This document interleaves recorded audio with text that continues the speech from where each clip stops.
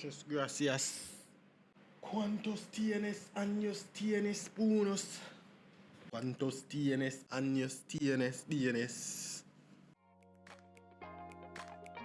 Welcome back to my channel. Thank you for all the viewers, all the 50 something, 60 something viewers, which probably like 20% of that is me just going back to watch it.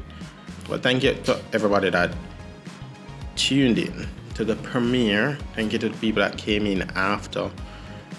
You probably missed out on some gift baskets and stuff. No, you didn't. Anyways, thank you for watching. Thank you for liking and subscribing and for leaving a comment. All of those good things. Thank you so much. I appreciate it. As you can see from the title below, it will be quite the sad video. We'll be going into my feelings, my emotions, all of those girly things that men should keep suppressed and pressed down. But I will be talking about myself and how I feel. You know, if you know my story, you know that I lost my parents, and if you know my parents, then you know that my mother's birthday was this week Thursday, so it was a bit of a challenging week. And so the idea came to me that, you know, just make a video. Boom, you don't really have the time to put together anything just yet, because the second episode was supposed to be about tithing, and I was supposed to be doing an interview with a special guest about tithing. But yeah, I'm working on a project, so I'm not able to squeeze all of that information and content into one package just yet. So I say, you know, let me just talk about myself. Somebody gave me the idea to talk about what happened this year for me, but I don't think I'm ready to do that as yet. Probably I will be doing it in this video. You can just watch it and find out. But yeah, that will be what this video will primarily focus on. So stay tuned and let the show begin. Yes! Disclaimer: don't discuss this episode with me in person if you see me. Please and thank you. This is like me telling you a secret and only you know it. So just pretend like me and you just talking, yeah? And you tune in on your phone to watch me talking to you alone.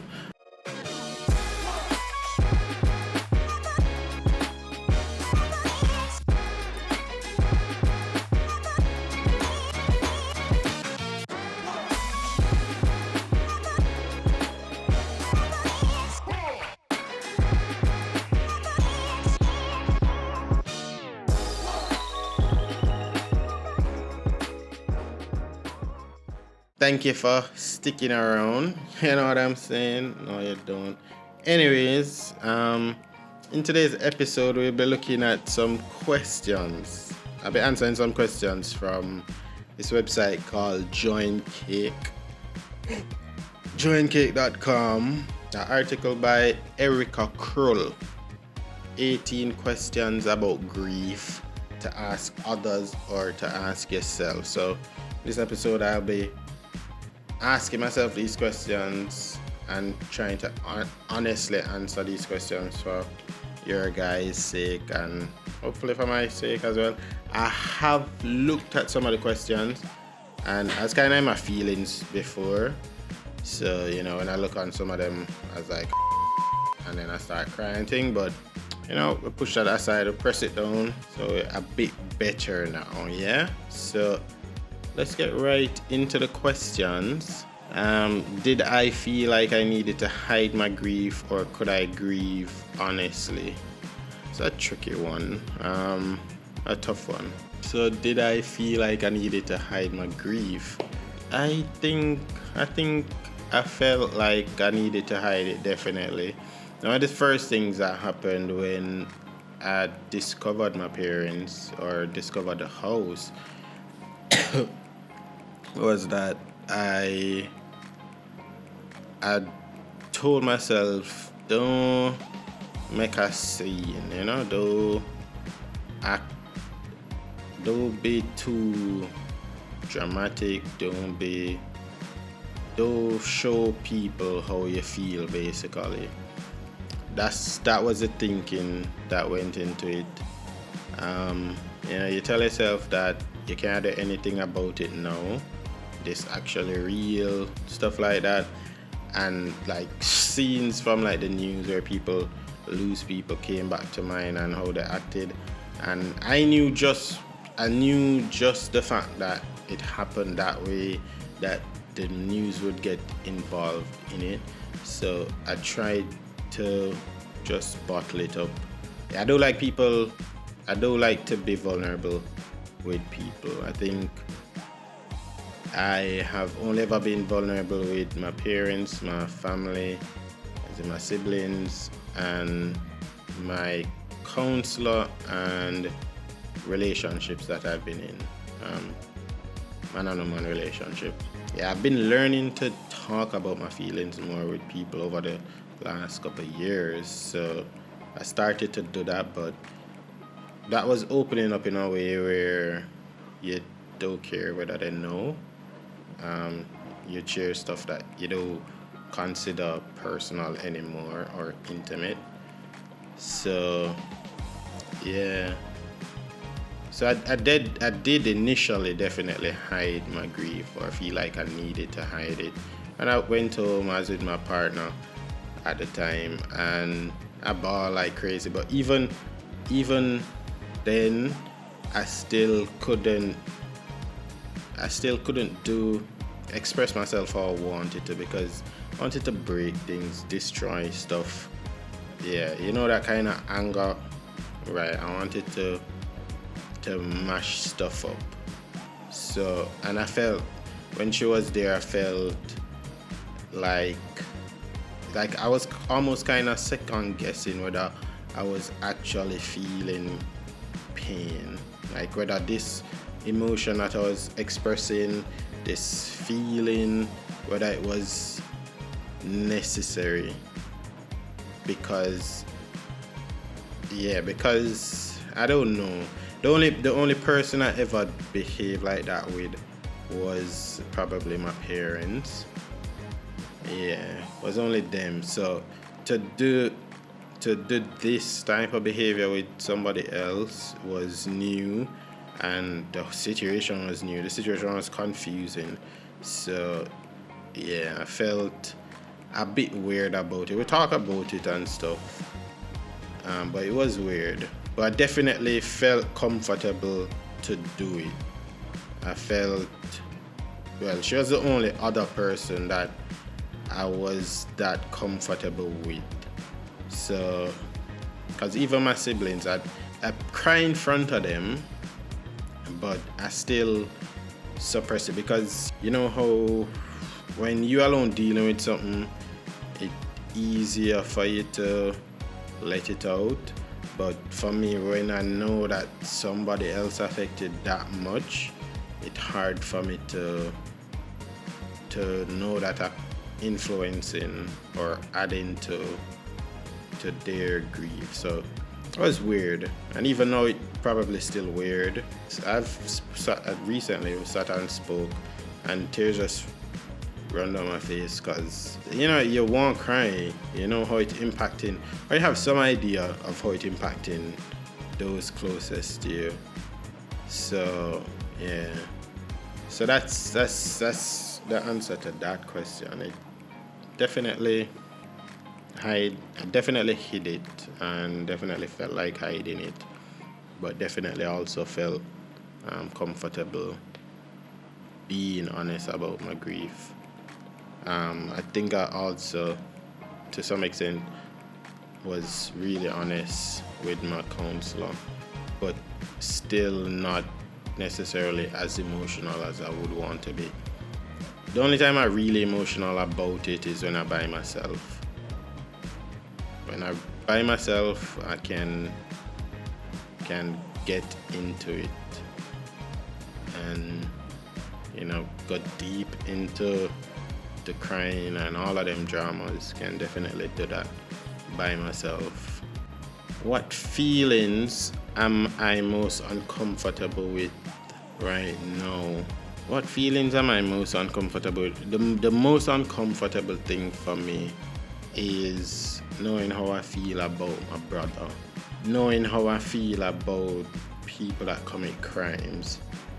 and then being faced with the choice of hating and the conflicting feelings that come with, you know, you want to hate this person.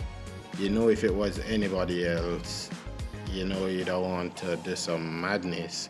So that's definitely the most uncomfortable feeling. And I think it will always be the most uncomfortable feeling for me, because it's a conflicting feeling. It's two feelings fighting against each other for who should be, not even two, is three, like guilt, love, anger, guilt.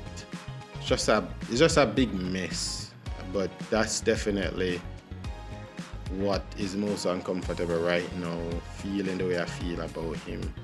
And I was supposed to try and reach out, because, you know, you don't know what happening to somebody that does something like that, what would be going on in their minds after the fact. And that's where the uncomfortable feeling tend to churn in me, because I try a lot to suppress that aspect of my feelings right now. It's almost like you build up a wall with blocks and the feelings over that wall. And you know they're over there, you know they can't come over, but you know they're over there and you want to go over there, because you also know that that's what you should do. Not just for the person, but for yourself to kind of accept what happened. So yeah, that's definitely what's most uncomfortable right now. Cause you know you love the person, you know you hate what they do, you know what they do open up a different world for you that you never wanted to be open to you. And so yeah, that mixture of hate, anger, love, guilt, those feelings tied up in it, that's super uncomfortable. What would I say to my loved ones that I didn't while they were alive? I think I said as much as I could have said. Definitely after the fact, though, I realized just how much work it takes to be a parent to 5 kids, 6 kids, and to then also impact other people positively, negatively.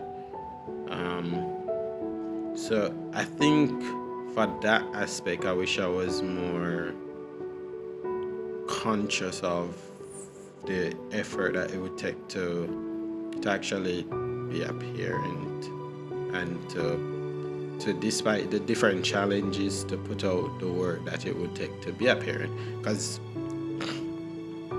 for me, it definitely isn't something that I could have. I don't know. I wish I did.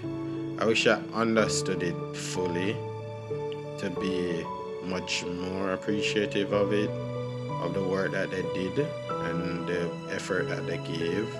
I was super appreciative in the last 3 years, and I was really excited to have them join me on the newer version of myself.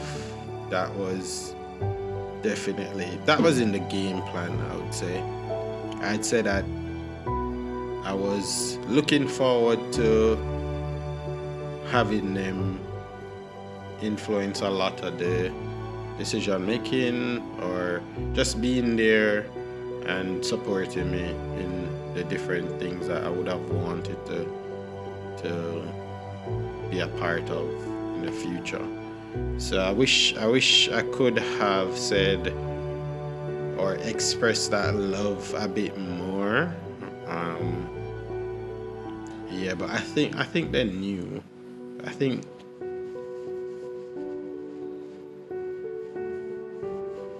they knew.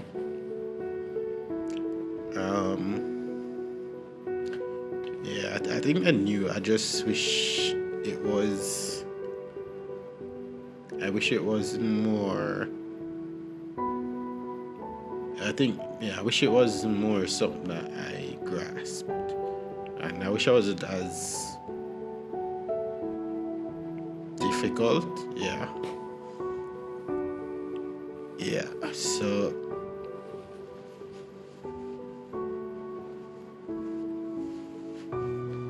yeah, that's what I would say. That's what I would say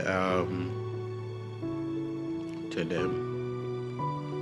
As I said, I know they understood how much I appreciated them, but I know I feel guilty for only having that small space of time where I wasn't that much of a troublemaker to them. so yeah, that's what I would have loved to have said to them. I'd love to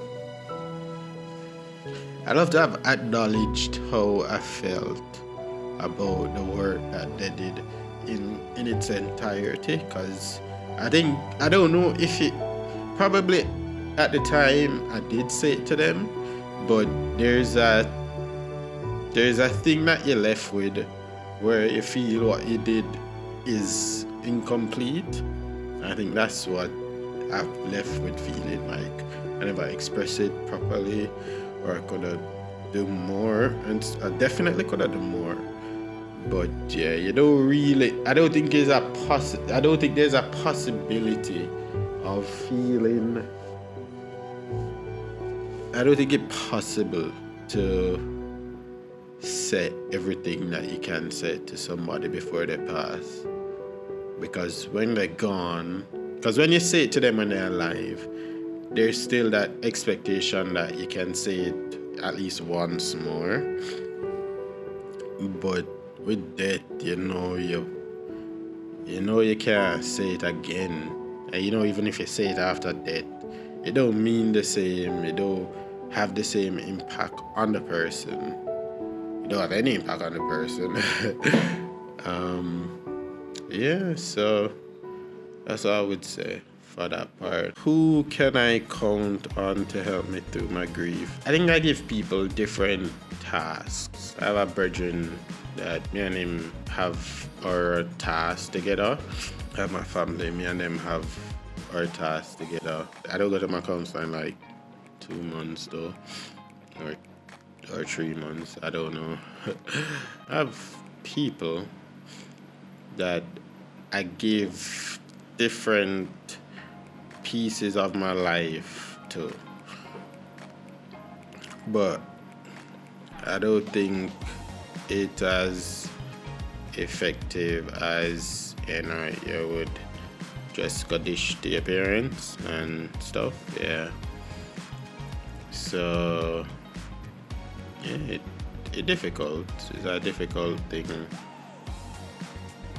Yeah, so I generally try and keep stuff to myself to some extent, not completely, but yeah, because it's a bit difficult at times.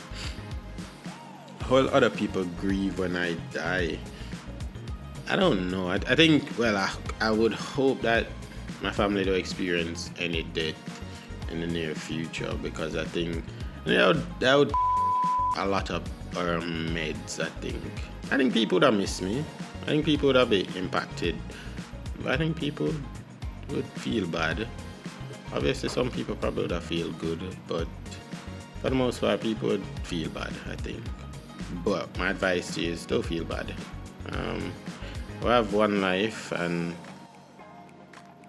that's all we have, and we're supposed to make the best of it, and I hope to God I actually make use of it. What will my life look like now that my parents have died? That's the part I think that has been the most difficult to think of. I think after that I ended the relationship with my partner, and so right now I don't want to say nobody, because that would be an insult to the people that I talk to and my sibling, but I don't have anybody that I'm looking forward in life to share stuff with. And as I said, disrespectful to my siblings because they're there for me.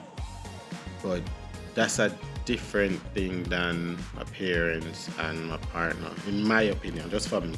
When it happened initially, how I explained it to my therapist was that for a good amount of days, I just saw like somebody just kick out my door to nothing. That's how I looked at the situation at the time. That a door to nothing was open and my life literally just stopped. And I stepped into a room of blackness, and that was life. That was now the meaning of life. Darkness, emptiness, coldness, pain, nothing to look forward to. That was the first few months. Not so much now. Not so much now. I am hopeful now about my future. I don't know if I want... Sure, I want a relationship, but I don't know if I'm ready to go through that process of possibly losing somebody again. Kind of at a pause right now. But I'm hopeful. So I hope to develop my personality, my skills, my character. Hope to develop those things. And I hope to be better. I can see a future for myself. I guess I should say, however I viewed the future before is the same way I view the future. Like, I don't know what the hell I'm going to do in my life, but I'm not as numb. I'm not as numb to the future as I was a couple months ago. So it will be sad, and milestones for me will be difficult. Like, for example, I was supposed to go on a little meetup with this person I met while coming home, and she wasn't there. She never turned up for the meetup, and I was there till like 7 o'clock. And it was on my way home that I realized that I'm not going to be able to tell my mother, say, yo, this girl stand me up and out there, whatever. And that was the saddest thing I could have experienced at the time. I felt so alone, and I know I would have definitely got to my mother and be like, yo, and I said, girl, stand me up. I feel so bad and whatever, but I couldn't do that. So that was difficult for me. That was definitely difficult. So yeah. So milestones will be the most difficult thing for me going forward, for sure. When will I ever get over my grief? I don't think I'm ready to get over it. I think to some extent I want to feel bad and horrible and awful and terrible. That's one aspect of it. I'd want to retreat into that loneliness and that pain. But at the same time, there are days when I wake up and I go about my day and I do remember that they're gone. I do think about them. I do feel sad. I do feel pained and too emotional about it. So there are days when I feel, who is Phyllis, who is Cecil? So I know that I will get over it, and I know I have been expressing myself, so that eventually will help me to get over it. And I know I think positively about life after death. At least I think positively about their life after death. Mind you, if they don't make it to see Christ and to reign and live with him, I think that would still just be their fault. And I think I, to some extent, move past that pain, because for me, when they died, I think I was saying to myself, wow, you know, how could they have died this way? And does the fact that they died this way represent a certain form of punishment that God has laid on them and stuff like that? So I was kind of concerned about whether they would have worked so hard to, end up in hell. But I think over time I kind of said, well, them dead already, so if them going end up in lake of fire, then that's their working, I guess. But yeah, I think as time go past, I should get over the grief. Have I allowed myself to enjoy life now and then? Definitely. I know that life continues and I live in, so I know that their loss doesn't mean my end. I talk to myself about it. I reason with my counselor, with friends. Eventually, the more you wake up day after day, and the more you live, and the more you feel how you feel, the more you realize that despite how you feel, you still can put one foot in front of the other. The more you kind of get back into a routine. Have I embraced the pain so I could let it go more easily? Well, definitely I would say I embrace, I accept the feelings that I'm feeling. Probably, as I said before, the one area that I haven't gone into fully, which I figure probably if I was supposed to go into it, it would help me to deal with better the entire situation. That being the way that I feel about my brother. That's one that I probably don't fully embrace. Because, as I say, if it was anybody else, yeah, so it make it difficult that it's close to home. So now you're faced with that aspect. Well, I know I'm an awful person. And in the previous episode, I told it like I was held to my parents, but it's not even just to my parents. Anybody that knew me earlier on in my life knew that I was like him himself. So so anybody knew me before knew that I was like awful. So if you think I'm awful now, I was just the worst as a kid. I did some awful stuff. So, and it's not that I say that I'm better than my brother.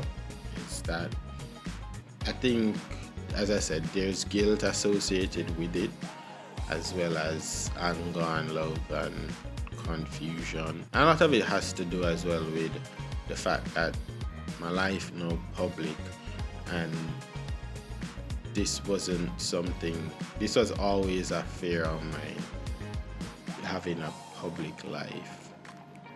Because in the public you can't really control what people say, especially if it's public. And after they died, I was on social media looking at each individual comment about the situation. I was on YouTube. I went through all the videos that captured it and just listened to what the vloggers or the bloggers or whatever were saying, the commentators were saying about it. Just to hear how people, get stories and just say the most about stuff. So I saw everything, I read everything. I'm being somebody that always watching YouTube videos and always in the comment section of YouTube videos. It wasn't difficult to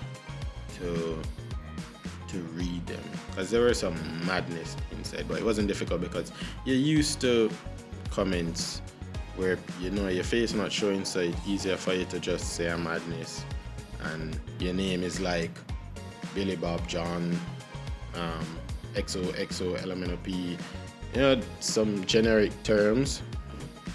Yeah, so when I read them, I laugh at some, I cuss at some, but yeah, I went through all of them. I think me and my youngest sister, we spoke about the comment section a whole heap during that period of time. Yeah, so I don't even remember what I was talking about.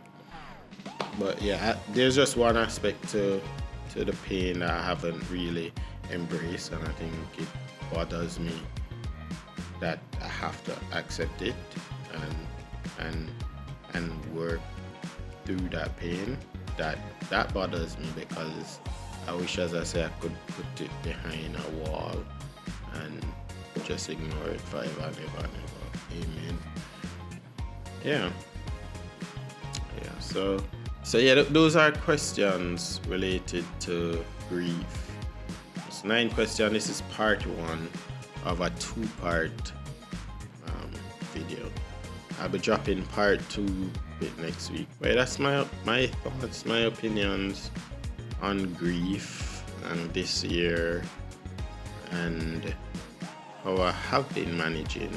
Yeah, so enjoy the video. Enjoy what I have shared. If you have comments, if you have questions, feel free to put it in the comment section and I will delete it or answer it. Thank you for enjoying me bearing out my soul to you to some extent. Yeah, until next time,